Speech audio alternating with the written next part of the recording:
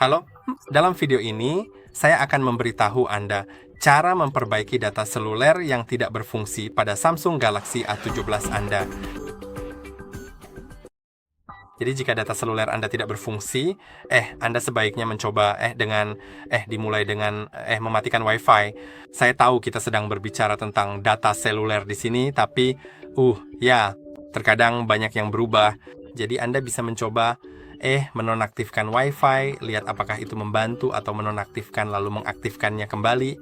Sekarang jika itu tidak berhasil, kita melakukannya setelah menggeser ke bawah dari bagian kanan atas layar untuk membuka control center. Sekarang, jika Anda mau, Anda juga bisa masuk ke mode pesawat, aktifkan dan tunggu sekitar 10 detik, lalu nonaktifkan kembali.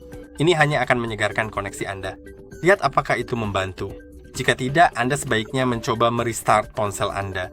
Untuk melakukannya, Anda perlu menekan dan menahan tombol power dan volume bawah secara bersamaan. Setelah itu, sekarang klik pada opsi restart dan ketuk lagi untuk mengonfirmasi tindakan tersebut. Sekarang tunggu sebentar sampai ponsel Anda selesai restart.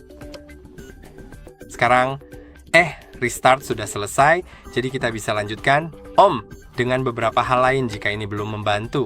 Pertama-tama Anda harus memastikan bahwa data seluler Anda sudah aktif.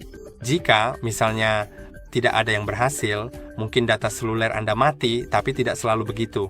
Jadi data seluler adalah icon yang ini di sini. Jika menyala seperti ini sekarang, berarti sudah aktif.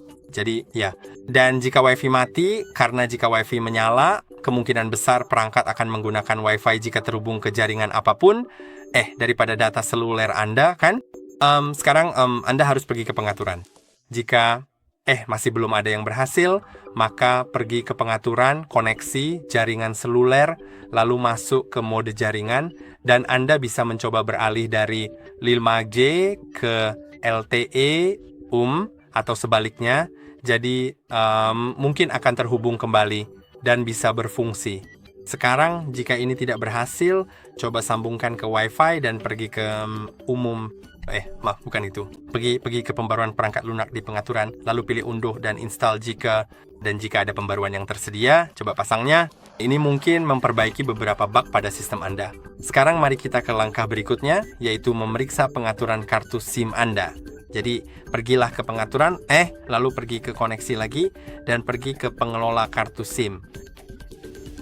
Sekarang Anda akan menemukan kartu SIM Anda di sini. Membuat nyamannya Anda memiliki beberapa SIM, pastikan untuk data seluler SIM yang benar yang boleh menggunakan data seluler dipilih di sini dan tidak disetel ke nonaktif. Jika ini tidak membantu, Anda mungkin perlu masuk ke pengaturan lagi, tetapi kali ini masuk ke manajemen umum, lalu pilih opsi atur ulang, dan kemudian secara spesifik, pilih atur ulang pengaturan jaringan seluler Anda. Klik atur ulang pengaturan, masukkan kunci layar Anda, dan klik atur ulang. Ini akan memakan waktu beberapa saat. Sekarang dikatakan sudah di-reset dan akan mencoba untuk terhubung kembali. Jika tidak ada yang membantu, Anda mungkin perlu memasang ulang kartu SIM Anda dengan cara mengeluarkannya. Anda bisa mengeluarkannya. Anda juga bisa membersihkannya sedikit dengan kain yang lembut dan bersih, atau mungkin dengan menggunakan lap yang sedikit lembab. Pastikan untuk melakukannya dengan lembut, lalu masukkan kembali ke dalam tray. Ini tidak mau masuk. Oke, sudah berhasil dan sekarang saya bisa memasukkannya ke dalam ponsel dan ini mungkin bisa membantu. Jika ini juga tidak berhasil, maka Anda sebaiknya menghubungi operator Anda. Pastikan, paket data seluler Anda masih aktif dan Anda belum melebihi batas kuota data. Jika belum, Anda juga bisa menanyakan kepada kunjungi situs web penyedia layanan Anda untuk melihat apakah ada gangguan jaringan di wilayah Anda, atau Anda bisa membuka browser saat terhubung ke WiFi, karena kemungkinan data seluler Anda masih belum berfungsi. Atau buka komputer Anda dan cari down detector. Mari kita cari dan kemudian buka situs itu dengan segera sekarang.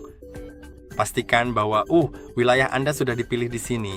Dan sekarang Anda akan melihat berbagai hal di sini. Dan Anda bisa melihat misalnya T-Mobile mengalami semacam masalah.